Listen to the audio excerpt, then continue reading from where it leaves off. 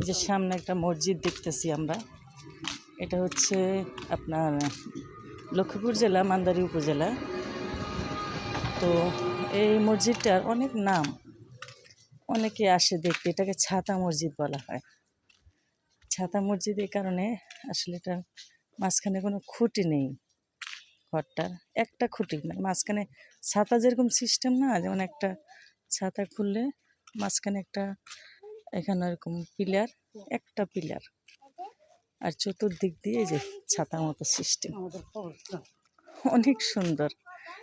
আমি আমার বোনের মুখ থেকে অনেক শুনেছিলাম, অনেকবার শুনেছিলাম যে ওদের বাড়ির পাশে একটা মসজিদ আছে, অনেকে নাকি আসে দেখতে, দেখে। এই যেটা পাশে একটা কবরস্থান, মসজিদের কবরস্থান এটা পাশে। তা আমি বলছি যে আচ্ছা আমি যাব, দেখবো তোমাদের মসজিদটা। তো আসছি যখন, যেহেতু ওদের বাড়িতে বেড়াতে আসছি।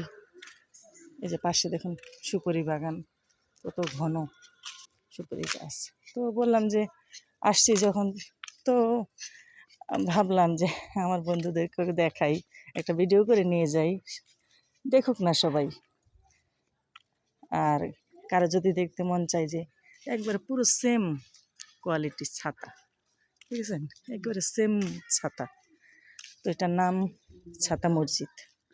এটা হচ্ছে লক্ষ্মীপুর জেলা মান্দারী, হ্যাঁ মান্দারীর এই যে আপনার এই যে দিঘলি বাজারের পাশে এই মসজিদটা।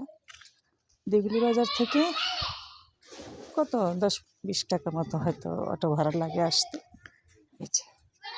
অনেক সুন্দর, অনেক সুন্দর, অনেক সুন্দর।